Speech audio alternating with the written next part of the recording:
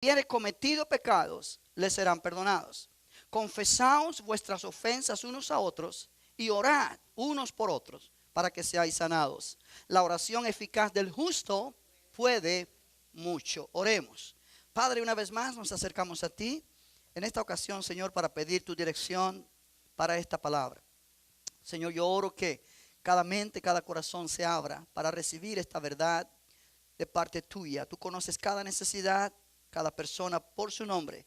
Y yo oro, Señor, que esta palabra que yo hable esta mañana sea la palabra que tú quieres que cada persona escuche. Ayúdame a poder exponer este mensaje con claridad, de manera que cada persona salga de aquí edificado y que sobre todo tu nombre sea glorificado. Yo te lo pido en el nombre de Jesús y todos dicen amén. Puede tomar su asiento, hermanos, gloria al Señor. Y en esta mañana yo quiero continuar lo que comencé la semana anterior, hablando acerca de el poder de la oración cuando se refiere a la sanidad de los enfermos.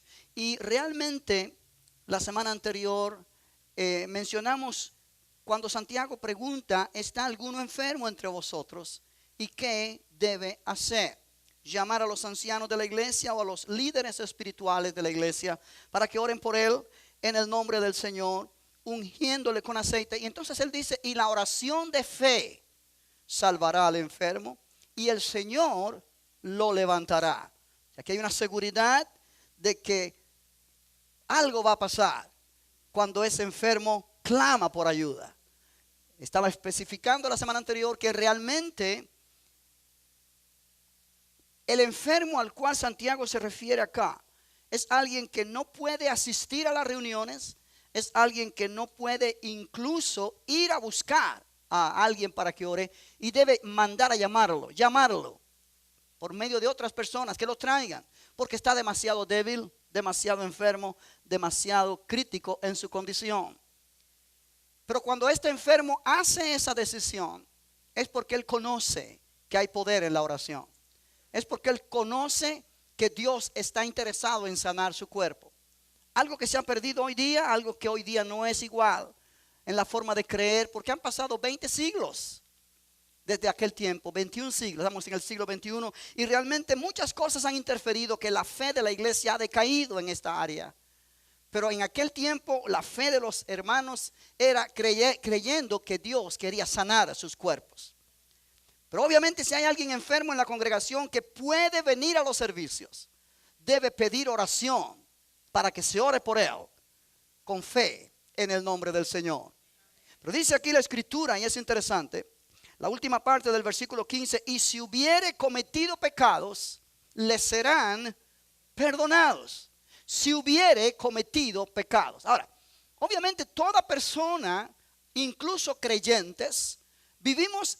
Y yo mencionaba esto el martes en la enseñanza. Usted la puede mirar en la página de Facebook de la iglesia. Ahí está puesta la enseñanza del martes, igual que la enseñanza del domingo anterior en YouTube también, bajo el título Faro de Vida. Y realmente, si tú estás en Cristo, Dios ya no te considera un pecador. Sin embargo, tú todavía pecas, porque no hay persona en la tierra que no peque. No es nuestro estilo de vida caminar en pecado, pero fallamos muchas veces. Amén. Ahora, aquí dice la escritura: si hubiere cometido pecados, lo cual no sugiere que la persona siempre está cometiendo pecado, pero es posible que se cometa un pecado. Pero aquí Santiago está aludiendo a pecados que pueden ser la causa de enfermedades físicas. Nota bien que es muy interesante. La enfermedad física está en la tierra y viene al cuerpo humano, no necesariamente porque la persona ha cometido un pecado personalmente, sino porque el cuerpo ha sido afectado por el pecado. Y obviamente el pecado ha hecho a este cuerpo mortal. Dios creó nuestro cuerpo físico para que fuera inmortal. Pero por causa del pecado, el cuerpo vino a ser mortal. Y como mortal está vulnerable y sensible a enfermedades, a bacterias, a infecciones, a virus, a toda esta serie de cosas que atacan los cuerpos físicos. por causa de la maldad, la iniquidad, el pecado en la tierra. Sin embargo, hay veces que la enfermedad se manifiesta en un cuerpo físico por causa o como resultado de pecados personales que la persona ha cometido. Amén. O sea que incluso la ciencia hoy día lo está corroborando, que hay enfermedades físicas cuya causa es problemas emocionales internos. Por ejemplo, muchas personas pueden padecer un infarto o sufrir un infarto del corazón, y ese infarto, dicen los doctores, que muchas veces o hay más probabilidad que sea producido por el estrés que incluso por arterias tapadas o el colesterol alto o lo que sea. O sea, quiere decir que cuando hay mucho estrés en una persona, mucha ansiedad en esa persona, eso puede repercutir en alguna forma de enfermedad física, incluyendo un ataque de corazón. Amén. Ahora, la Biblia dice que nosotros como cristianos no debemos permitir que el afán y la ansiedad nos domine.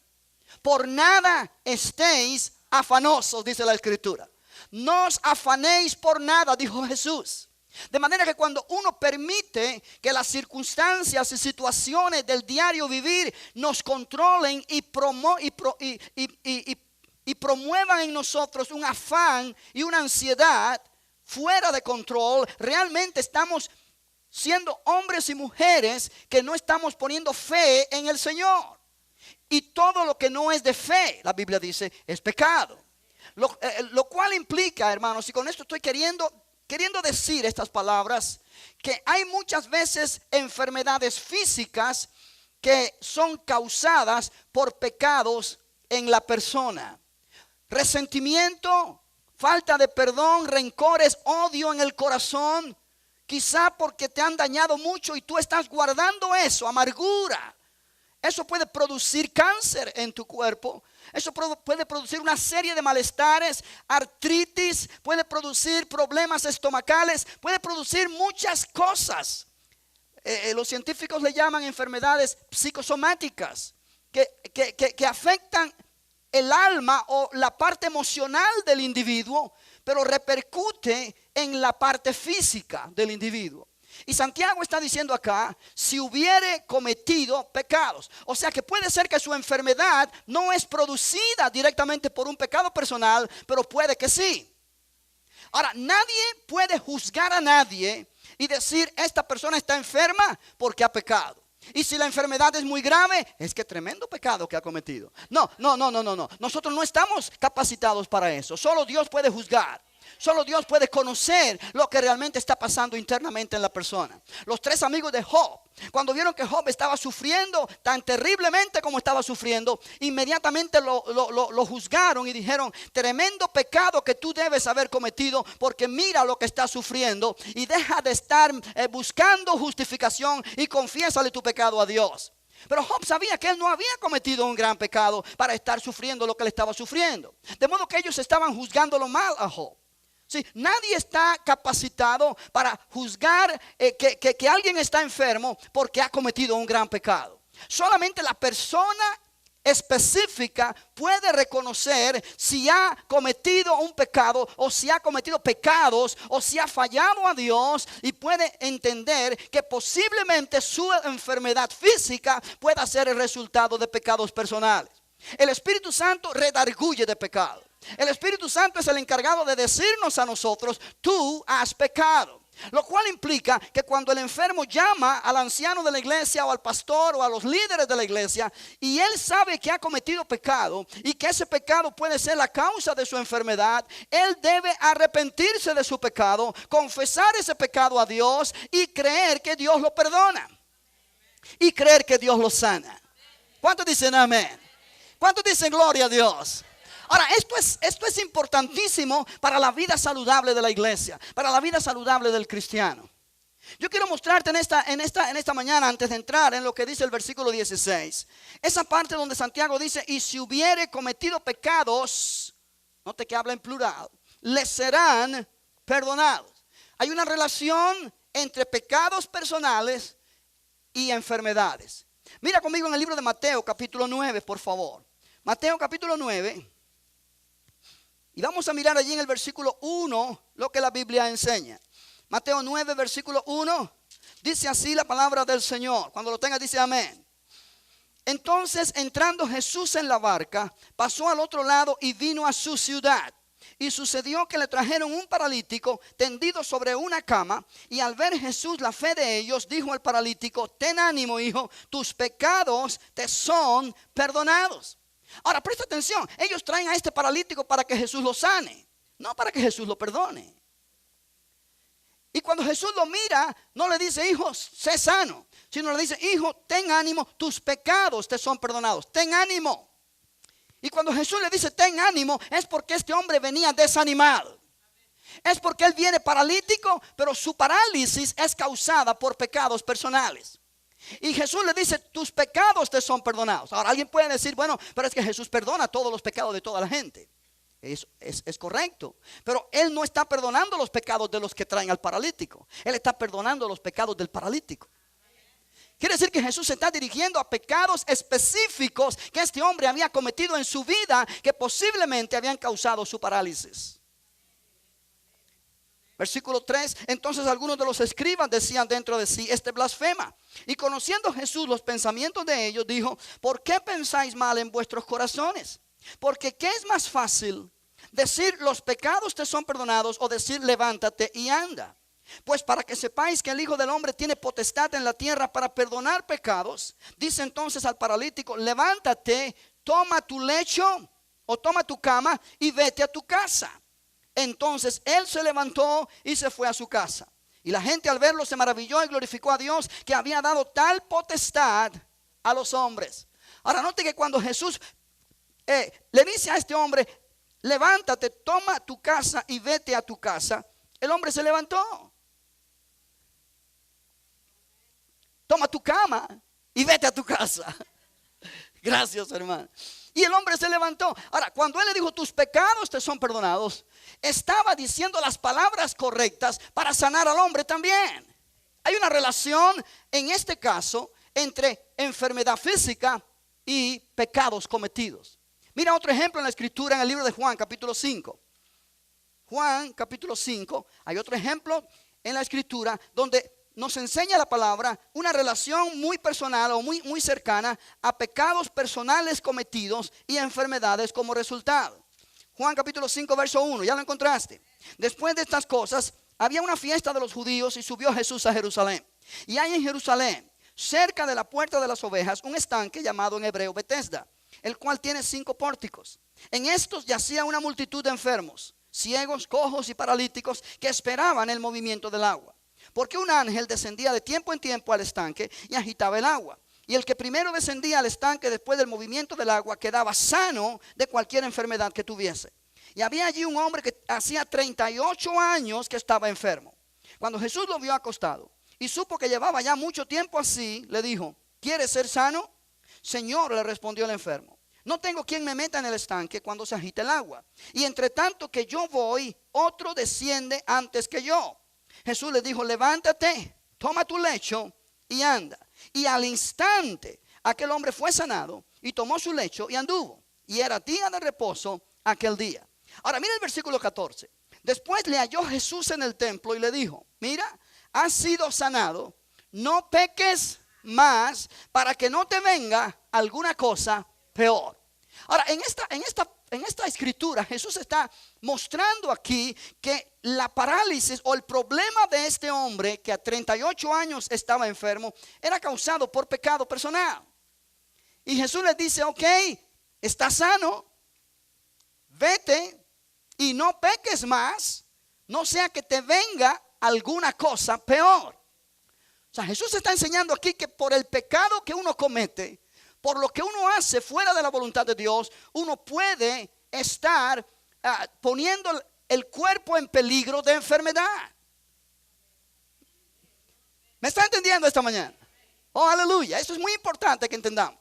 Santiago dice: ¿está alguno enfermo entre vosotros? Llame a los ancianos de la iglesia, oren por él, ungiéndole con aceite en el nombre del Señor. La oración de fe salvará al enfermo, el Señor lo levantará. Y si hubiere cometido pecados, les serán perdonados. Ahora, otra escritura que yo quiero que tú mires es en 1 de Corintios capítulo 11. 1 de Corintios capítulo 11. Cuando lo encuentres dices amén. Pablo está enseñando allí acerca de tomar la Santa Cena, de la manera correcta de participar en la cena del Señor. Y el versículo 26 dice: así pues, todas las veces que comiereis este pan y bebiereis esta copa, la muerte del Señor anunciáis hasta que Él venga. La muerte del Señor anunciáis. Ahora, no estás anunciando que el Señor murió, pero estás anunciando la muerte del Señor, que implica que en la cruz del Calvario Jesús compró nuestra salvación y Jesús compró nuestra sanidad. La Biblia dice: Él llevó nuestras enfermedades en su cuerpo sobre el madero. Él sufrió nuestros dolores y por su llaga fuimos nosotros curados. Cuando venimos a la cena del Señor, venimos con esa perspectiva, anunciando la muerte del Señor, anunciando que Cristo murió en la cruz del Calvario, que derramó su sangre allí y allí obtuvo nuestra redención, y allí nos salvó, y allí Él proveyó para nuestra sanidad física también. Ahora miren lo que dice el versículo 27. De manera que cualquiera que comiere este pan o bebiere esta copa del Señor indignamente, indignamente significa sin poner el sentido en lo que está haciendo, sin darle la importancia que tiene lo que está haciendo, sin discernir el cuerpo del Señor, será culpado del cuerpo y de la sangre del Señor.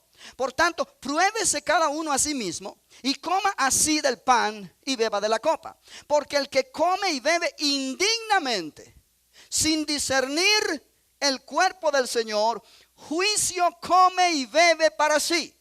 O sea, cuando tú vienes a la Santa Cena y simplemente tomas la copa y el pan y te lo pones en la boca y lo comes como si estuvieras comiendo cualquier otra cosa, sin darle la importancia a lo que estás haciendo y sin discernir lo que realmente representa ese acto, que es recordar el sacrificio de Jesucristo en la cruz, donde Él proveyó para tu salvación, para tu perdón y para tu sanidad. Cuando tú lo haces livianamente, ligeramente, tú estás haciéndolo indignamente, sin discernir el cuerpo del Señor. Y estás comiendo juicio para ti y estás bebiendo juicio para ti. Verso 30. Por lo cual, o sea, por esta razón, dice Pablo, hay muchos enfermos y debilitados entre vosotros, y muchos duermen. O sea, la palabra duermen no es que se quedaron dormidos en la casa y no vinieron a la iglesia. Duermen significa han muerto prematuramente. Oye bien esto. Pablo está enseñando acá que cuando... Déjame ponerlo en esta manera, voy un poco rápido y quizás... Ok.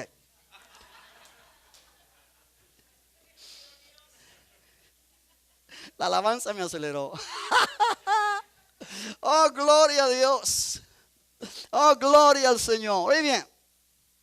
Cuando tú vienes a la iglesia, en este caso a la cena del Señor, posiblemente tú vienes enfermo o posiblemente tú vienes sano, pero tú vienes creyendo que en la cruz del Calvario Jesús proveyó para tu salvación, para tu sanidad y para tu liberación y vida victoriosa.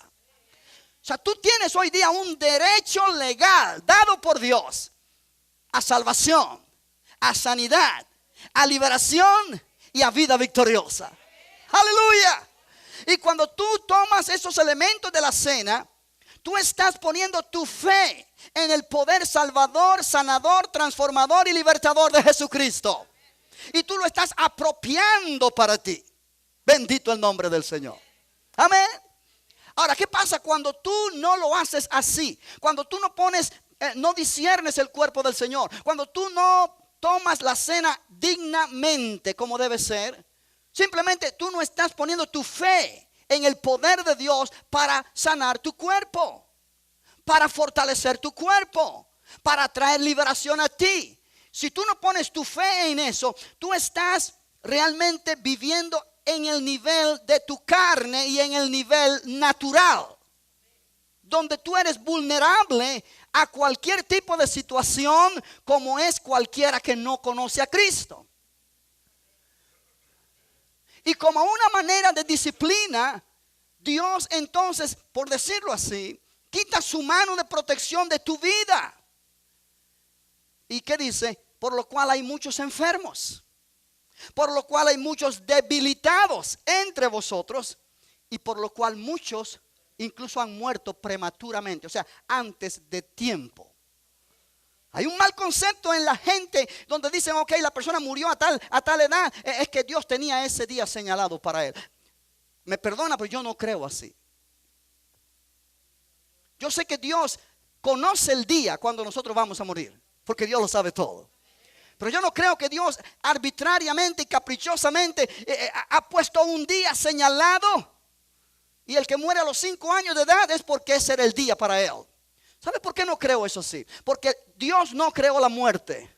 La muerte entró en el mundo por el pecado del hombre. Pero número 2, Dios nos da promesas en su palabra de vivir larga vida sobre la tierra. Y es un poquito contradictorio.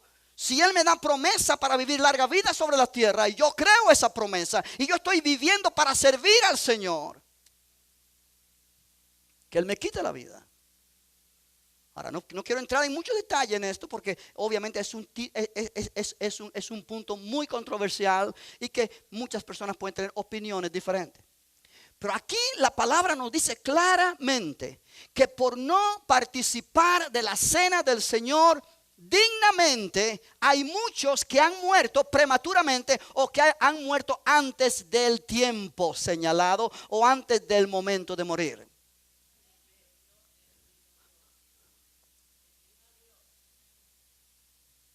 Aleluya. Iglesia, nosotros tenemos que cuando venimos a la palabra, quitarnos todo prejuicio religioso y confrontar lo que está escrito. Okay. Y no tratar de culpar a Dios de cosas que Dios no tiene culpa. Es más fácil decir, ok, si yo he orado y nada ha pasado es porque Dios me quiere así. Yo expliqué eso bastante la semana pasada, no quiero entrar en ese detalle otra vez. Pero muchas veces tratamos de culpar a Dios para justificarnos nosotros. Y Dios quiere que nosotros asumamos nuestra responsabilidad. Y entendamos que hay cosas que pasan en la vida del creyente que traen consecuencias. Y esas consecuencias muchas veces son enfermedades físicas, muchas veces son debilidades físicas y muchas veces son muerte física. Pero Pablo es claro aquí cuando él dice el versículo 31, si pues nos examinásemos a nosotros mismos, no seríamos juzgados. Mas siendo juzgados, somos castigados por el Señor para que no seamos condenados con el mundo. Bendito el nombre de Jesús. Ahora, yo quiero poner en claro esto. Dios o Jesús cuando murió en la cruz del Calvario, Él proveyó tanto para nuestra salvación del alma como para nuestra sanidad del cuerpo. El salmista dijo, bendecid a Jehová, o yo bendeciré a Jehová y con todo mi ser, porque Él es el que perdona todas mis iniquidades. Él es el que sana todas mis dolencias. O sea, en la mente del salmista había una relación muy íntima entre el perdón de pecados y de iniquidades y la sanidad de dolencias físicas. Ahora, yo creo con todo mi corazón que esta era la mentalidad de la iglesia primitiva. Y por eso ellos experimentaban tantas sanidades físicas en los cuerpos enfermos. No es que la sanidad era solamente para el primer siglo, como muchos enseñan hoy día, y que nosotros ya no tenemos esa bendición porque ahora tenemos hospitales y doctores. Yo creo que todavía es la voluntad de Dios sanar a su pueblo. Él es el que sana todas nuestras dolencias. Él es nuestro Salvador, pero Él es nuestro sanador. Él es el perdonador y Él es el sanador. Aleluya. Aleluya. Ahora, eso es lo que Santiago está enseñando allí. Él dice, la oración de fe, capítulo 5, versículo 15, salvará al enfermo y el Señor lo levantará. Y si hubiere cometido pecados, O sea, si este enfermo hubiere cometido pecados, le serán perdonados. Le serán perdonados. Hay una promesa allí. Le serán perdonados. Bendito el nombre del Señor. O sea que si tú estás enfermo y tú reconoces que has fallado a Dios, independientemente de que tu enfermedad sea en este caso el resultado de tu pecado, pero si tú reconoces que tú has pecado contra Dios en alguna área de tu vida, cuando tú buscas sanidad del cuerpo, confiesa tu pecado a Dios. Si el Espíritu Santo te está redarguyendo de que has cometido pecado, y pecado pueden ser miles de pecados. El hecho de no venir a la iglesia cuando puedes venir es pecado. El hecho de no poner la palabra de Dios en práctica en tu vida es pecado. Sí, hay muchas cosas de las cuales el Espíritu Santo se encarga de redarguir a los cristianos. Amén. Cuando el Señor te habla a tu corazón y te dice, ¿sabes qué, hijo mío? Tú has pecado. Tú hablaste mal de tal persona, tú hiciste esto que no debías haber hecho. Es el momento para aceptar y decir, sí, Señor, yo he pecado, perdóname. Con arrepentimiento, con la seguridad de que hay perdón en el Señor. Él mismo dice que si confesamos nuestros pecados, Dios es fiel y justo para perdonar nuestros pecados y limpiarnos de toda maldad. Aleluya. Bendito el nombre del Señor. Y cuando tenemos esa conciencia, vamos a recibir no solamente sanidad física cuando pedimos oración, sino también perdón de nuestros pecados. Y nuestra comunión con Dios se restaura. Alabado sea el nombre del Señor. Aleluya. Ahora, Santiago 5:16 dice, confesaos vuestras ofensas unos a otros y orad unos por otros para que seáis, ¿qué cosa? Sanados. Ahora, la versión Reina Valera, como la estamos leyendo, empieza así, confesaos vuestras ofensas. Pero la Biblia de las Américas, por ejemplo, dice, confesaos por tanto vuestras ofensas. O por tanto, confesaos vuestras ofensas. Y hay otras traducciones que así también lo dicen. Y versiones en inglés también lo dicen. O sea que añaden la frase por tanto. ¿Hay alguno que tiene una Biblia así que dice por tanto? Allí dice, ¿cómo dice, hermana? A ver, léamelo.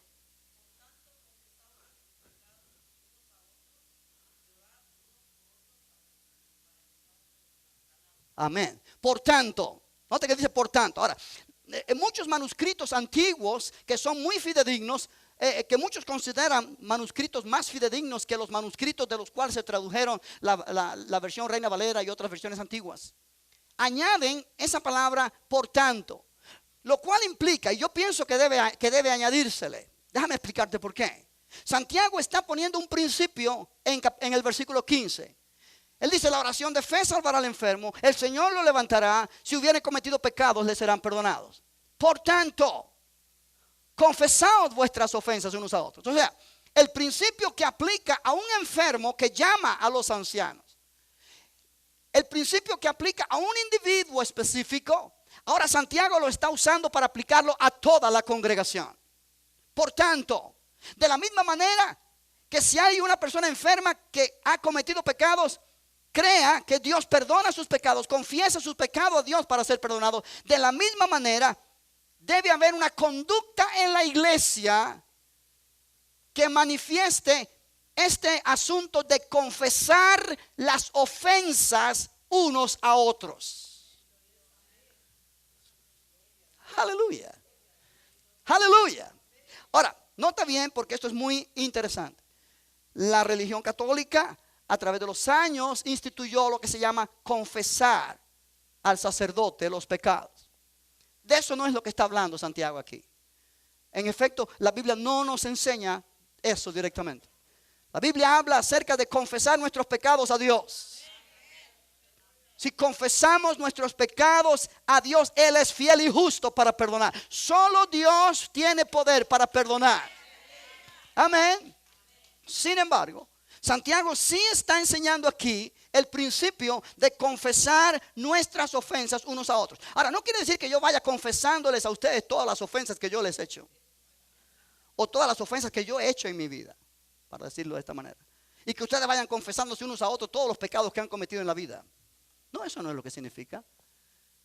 Pero quiere decir que si yo he cometido una falta en contra de alguien específico, yo debo confesar esa falta a ese alguien específico, buscando su perdón. Ahora, esto es algo que en la iglesia moderna no se practica. Esto es algo que dejó de practicarse en la iglesia muchos años atrás. Pero es algo que está arraigado en la cultura del Israel antiguo. Y es algo que estuvo arraigado en la enseñanza de la iglesia primitiva. Sí, en muchos lugares en el Antiguo Testamento, nosotros miramos situaciones donde los pecadores tenían que confesar su pecado y traer un sacrificio al templo o al tabernáculo primeramente para recibir perdón. Era parte de la enseñanza de la ley de Moisés. Ahora, en la enseñanza de Jesús y el Nuevo Testamento en su primer siglo, esta era una característica de la iglesia. Hay documentos que no son parte de la Biblia, pero que son literatura de enseñanzas, predicaciones de hombres que realmente predicaron en el tiempo después de los apóstoles y que realmente nos enseñan un poquito de cómo era la vida de la iglesia en aquel tiempo. Por ejemplo, hay un documento llamado Didache, y en el capítulo 4, verso 14, dice así: en la iglesia confesarás tus transgresiones y no te acercarás a tu oración con mala conciencia. Este es el camino de la vida. Y en capítulo 14, verso 1 del mismo libro dice: en el día del Señor, reúnanse y partan el pan y den gracias, primero habiendo confesado sus pecados, para que su sacrificio de adoración sea puro. La epístola de Bernabé, otro documento que no es parte de la Biblia, pero nos enseña más o menos cómo ellos vivían en aquel tiempo. Dice en el capítulo 19, verso 12: no harás división, sino que harás la paz entre los que se pelean al reunirlos. Confesarás tus pecados, no vendrás a orar con mala conciencia. Este es el camino de la luz. Primera de Clemente, capítulo 51, verso 2, dice: porque es bueno que un hombre confiese sus transgresiones en vez de endurecer su corazón, como fue endurecido el corazón de los que hicieron sedición contra Moisés, el siervo de Dios. Ahora, es interesante esta última cita que te pongo, porque dice: es bueno que un hombre confiese sus transgresiones en vez de endurecer su corazón. Cuando uno no confiesa su pecado a Dios y uno no confiesa su pecado a la persona a la cual ha ofendido, uno tiende a endurecer el corazón. Dios quiere gente con corazones sensibles. Oh, aleluya. Bendito el nombre de Jesús. O sea, la práctica de confesar las ofensas unos a otros y de confesar el pecado a Dios directamente estaba arraigada en el corazón del antiguo Israel y arraigada en el corazón de la iglesia primitiva. La Biblia enseña en Proverbios 28:13 y nos dice: el que encubre sus pecados no prosperará, pero el que los confiesa y se aparta alcanzará misericordia. Aleluya, bendito el nombre del Señor.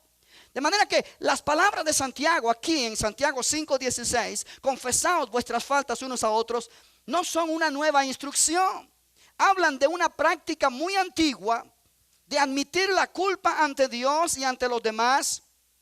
Y él ahora está poniendo esa práctica como una enseñanza a la iglesia, a los cristianos a los cuales él les está escribiendo.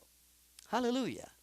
Ahora, ¿por qué debo yo confesar mi pecado, mi falta a alguien a quien yo he ofendido? ¿O cómo debo hacer yo esto?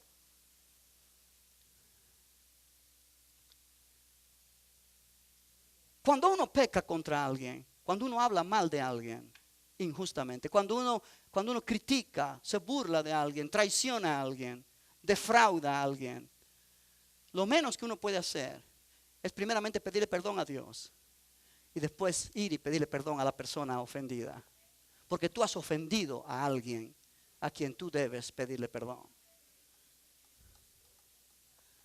Aleluya.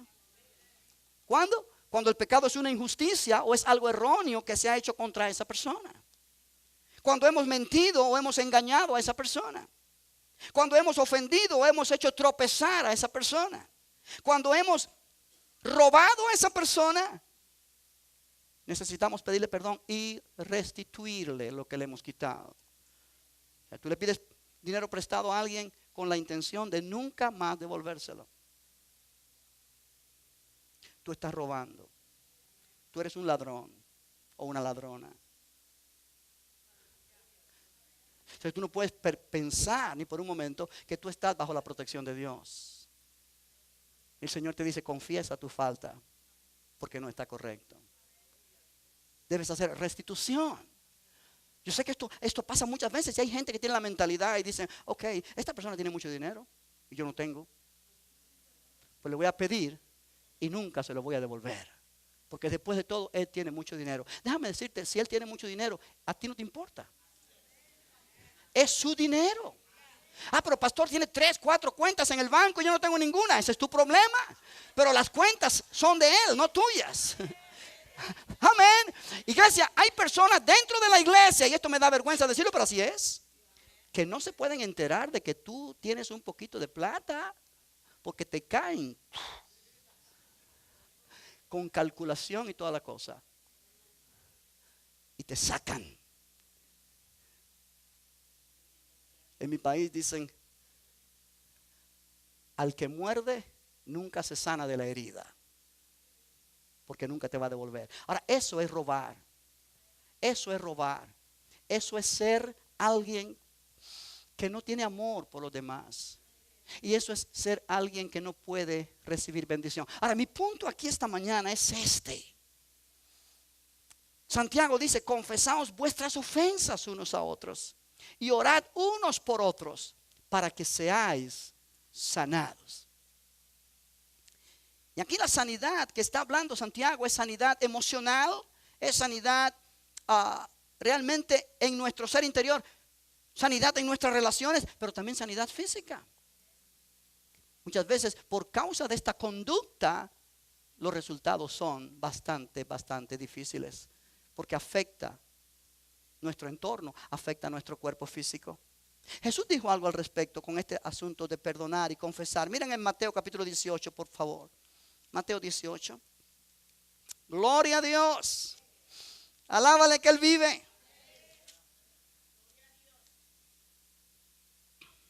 Cuando tú ofendes a alguien públicamente, tú debes pedir perdón públicamente a ese alguien.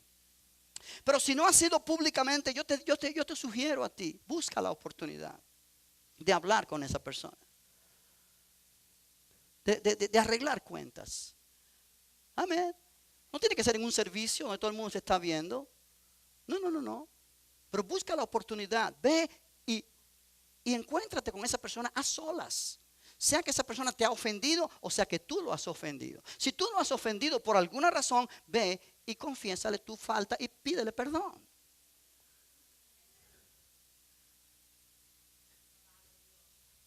Pero arreglar el problema.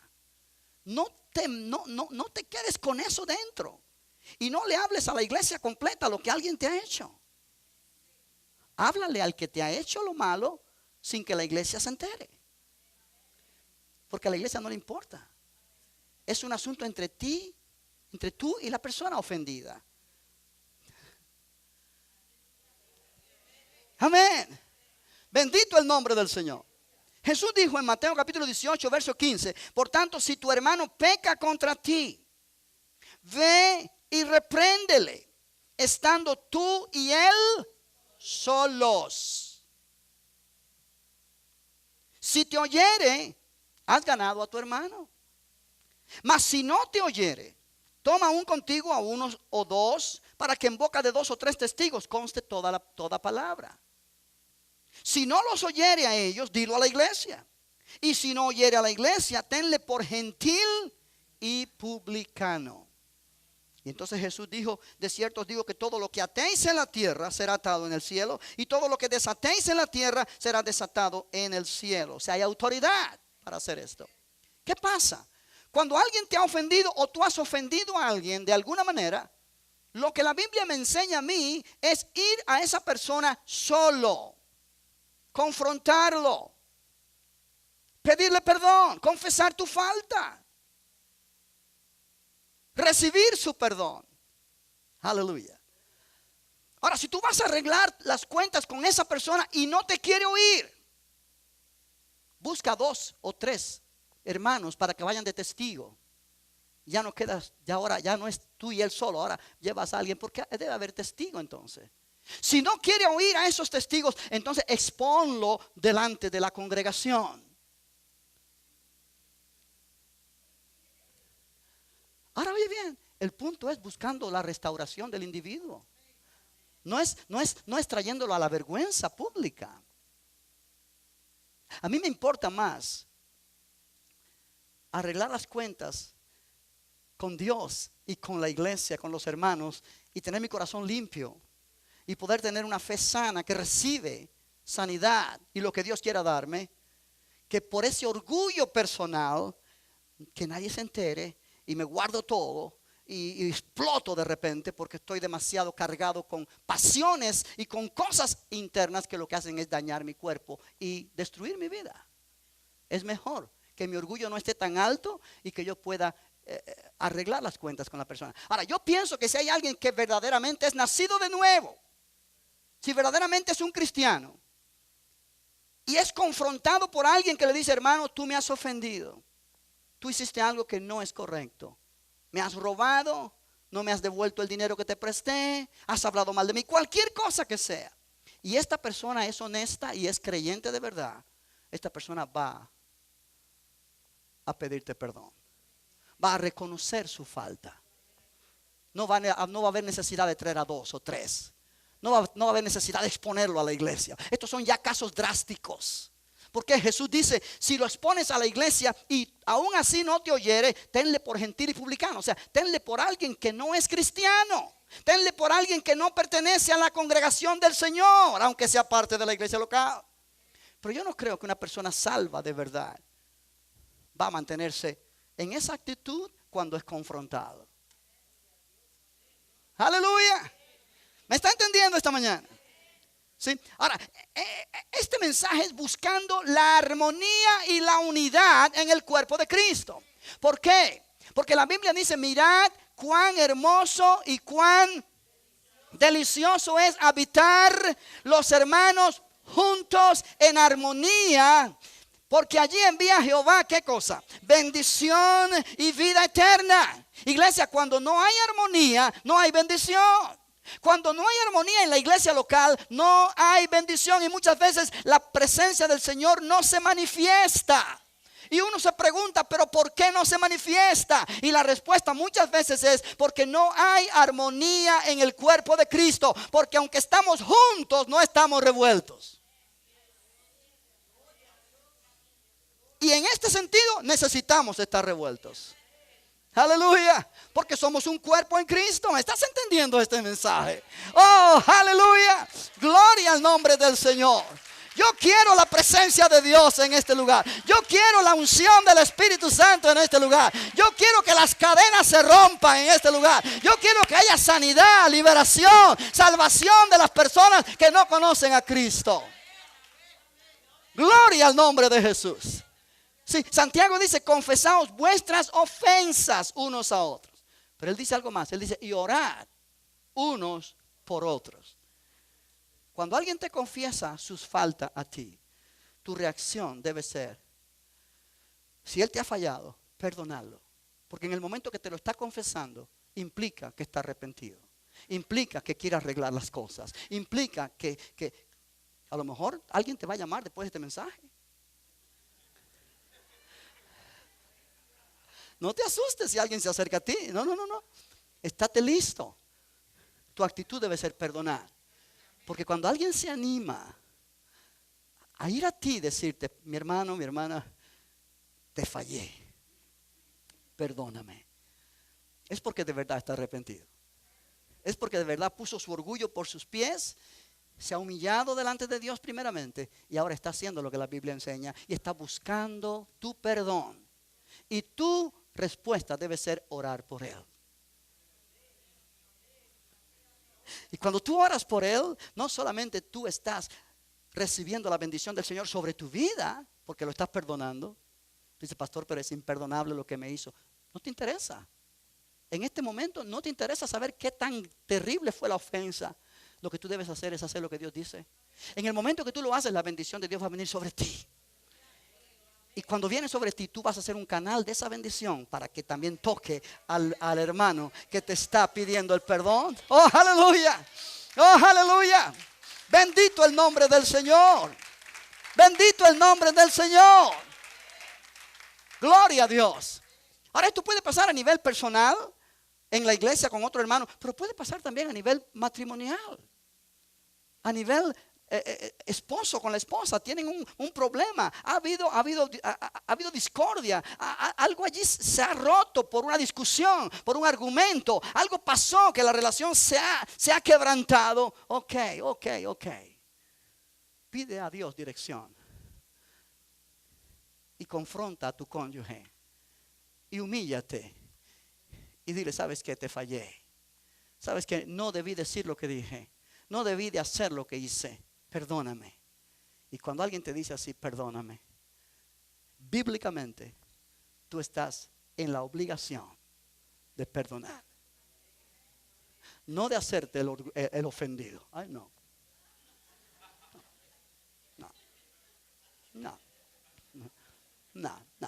¿Sabes por qué no? Porque tú no eres santo y tú has ofendido también. Aquí no hay nadie que bajó del cielo ayer. Vamos. Aquí no hay nadie que tenga la coronita de santo. Yo tengo una que me está saliendo aquí, pero eso no tiene nada que ver.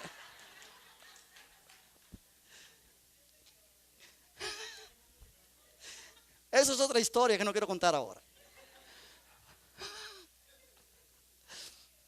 Nadie es santo, iglesia. Nadie es santo. Cuando a ti te han ofendido,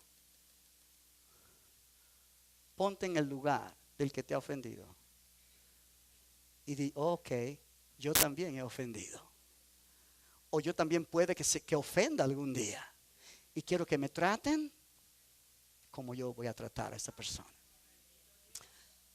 Amén. Cuando esto sucede en la vida real, yo te estoy dando un mensaje en esta mañana de la vida real, práctica de la tierra. No te estoy poniendo en el cielo, te estoy poniendo en la tierra. Matrimonios se sanan, porque la promesa es: seréis sanados. Aleluya.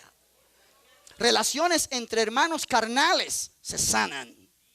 Relaciones entre hermanos en la iglesia se sanan. Relaciones entre amigos que la relación se ha roto, se sanan. ¿Por qué? Porque este es el plan de Dios para arreglar cualquier rotura en relaciones.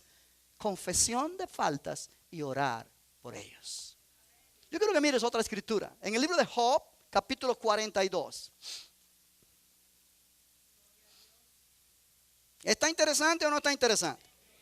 Gloria al nombre del Señor. Tú conoces la historia de Job. En el capítulo 42, Job es confrontado por Dios y él dice: de oídas te había oído, mas ahora mis ojos te ven. Versículo 7. Y aconteció que después que habló Jehová estas palabras a Job, Jehová dijo a Elifaz temanita: mi ira se encendió contra ti y tus dos compañeros, porque no habéis hablado de mí lo recto como mi siervo Job. En otras palabras, todo lo que ellos tres hablaron en contra de Job fue algo que no era de acuerdo con lo que Dios estaba haciendo. Ellos acusaron a Job de haber pecado terriblemente y por eso era su enfermedad. Ellos dijeron muchas cosas correctas, pero no aplicables a Job. Ellos pusieron sal sobre la herida en Job. Y yo me imagino que Job estaba sentido. Porque Job no era de piedra, era un ser humano. Y ponte en el lugar de él, tú que estás sufriendo algo y que alguien venga y te dice: te lo dije, por tu desobediencia te está pasando eso. O que alguien te diga: ¿sabes qué? Tú debes haber cometido un gran pecado, porque lo que está pasando, hijo, eso es feo. Eso es agredir a alguien en su momento vulnerable. Eso es no tener compasión. Y eso hiere a las personas. Y yo me imagino que Job estaba herido con estos tres, sus amigos.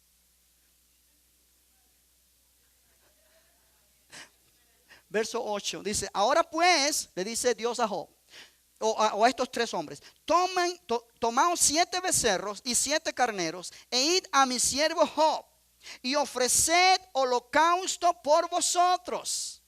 Y mi siervo Job orará por vosotros. Porque de cierto a él atenderé para no trataros afrentosamente, por cuanto no habéis hablado de mí con rectitud, como mi siervo Job. Fueron pues Elifaz temanita, Bildad suita y Sofar naamatita, e hicieron como Jehová les dijo. Estos hombres se humillaron, hicieron como el Señor les dijo. Y Jehová aceptó la oración de Job. Pero mira lo que sigue.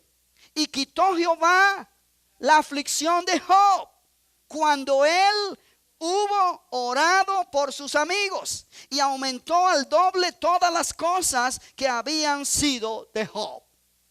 Oye bien, cuando Job oró por sus amigos, oye, yo pienso que esta oración no estaba muy de acuerdo Job con ellos, pero Job obedeció a Dios. Y cuando él oró por sus amigos, perdonándolos, dice que cuando él oró, Jehová quitó la aflicción de Job. Amén. Dios está buscando quitar nuestro dolor. No traer más dolor. Dios está buscando quitar la aflicción de tus hombros. Que la aflicción muchas veces viene por estas reacciones internas en relaciones rotas. Quitó la aflicción de Job cuando él hubo orado por sus amigos, y aumentó al doble todas las cosas que habían sido de Job. En otras palabras, la bendición de Dios vino sobre Job. Y a través de Job esa bendición fluyó a sus amigos. Dios quiere sanarte a ti. Y que cuando Él te sana a ti, tú seas un canal de bendición para que esa sanidad que tú estás recibiendo fluya a través de ti también y alcance a aquellos que te han ofendido. El resultado es para que seáis sanados. Qué tremendo, qué tremendo. Y Santiago le llama entonces a esta oración la oración eficaz del justo. Y él dice en el versículo 16 de Santiago 5, la oración eficaz del justo puede mucho. Ahora, ¿quién es el justo? El justo es el que ha creído en Jesucristo como su Salvador. Es justo por la fe. Pero el justo es también aquel que vive en justicia, que hace justicia, que hace lo correcto, que hace la voluntad de Dios. El justo es aquel que hace la voluntad de Dios. Y es ese justo que hace la voluntad de Dios. Oye esto antes que yo termine. La voluntad de Dios es que tú confieses tu falta al que le has fallado, y el que se ha sentido herido ore por el que le ha fallado.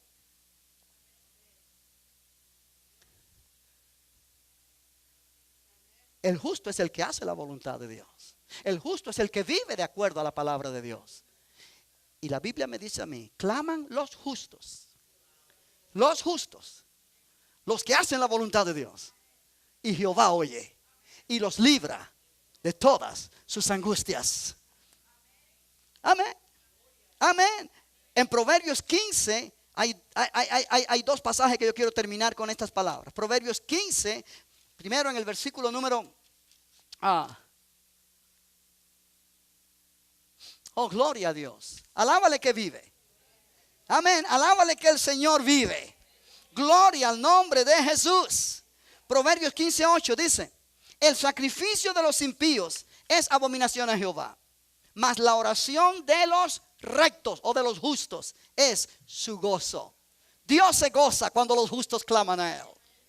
En el versículo número 29 de este capítulo 15 de Proverbios dice: Jehová está lejos de los impíos, pero Él oye la oración de los justos. Él oye la oración de los justos. Iglesia, si tú eres uno de esos justos, Dios oye tu oración. Dios oye tu oración. Confesaos vuestras ofensas unos a otros y orad unos por otros para que seáis sanados. Alabado sea el Señor. Dios quiere sanar el cuerpo de Cristo. Dios quiere sanar la iglesia local. Dios quiere sanar el matrimonio que está herido, que está dañado por alguna razón. Dios quiere sanar relaciones humanas. Dios está interesado en sanar, no está interesado en dividir. Dios está interesado en sanar, en restaurar, en rescatar. Aleluya. Aleluya. Yo quiero que te pongas de pie en esta mañana. Vamos a orar y darle gracias a Dios. Oh, gloria al nombre del Señor. La semana próxima yo quiero terminar este tópico porque hay más que decir. Hay más que decir. Pero yo esta mañana he sentido la dirección del Señor de enfocarme en este asunto de confesar las ofensas unos a otros. Y yo espero, iglesia, yo espero que más de una persona reciba la llamada de alguien o la visita de alguien para confesar sus faltas. Eso sería una bendición, porque eso sería sanidad, tanto para la persona ofendida como para la persona ofensora. Si tú has sido ofendido y te piden perdón, suelta la ofensa. Piensa que tú has ofendido a Dios más veces de las que esa persona te ha ofendido a ti. Y Dios te ha perdonado. Y Dios quiere que conforme Él te ha perdonado, tú perdones.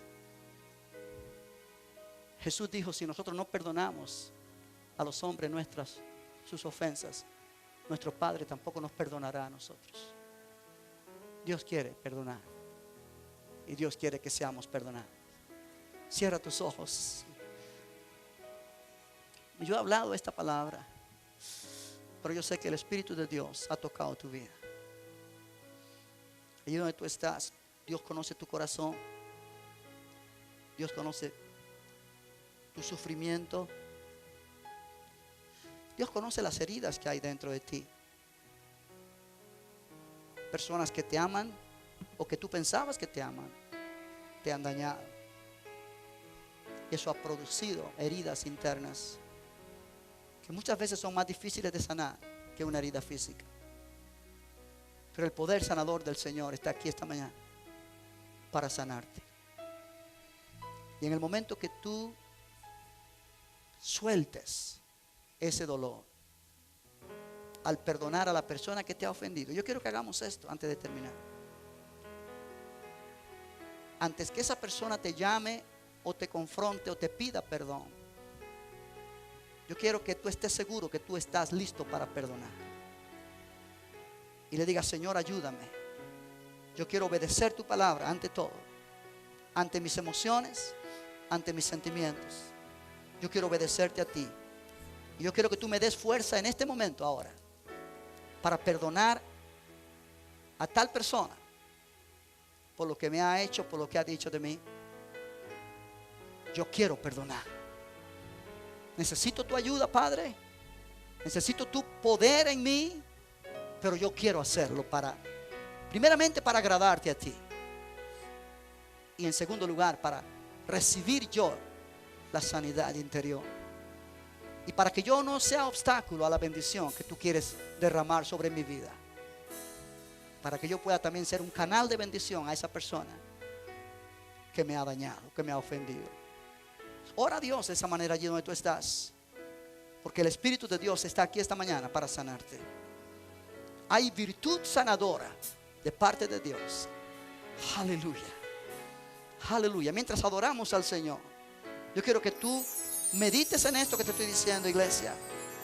Porque yo quiero ver el poder de Dios sanándote. En el nombre de Jesús.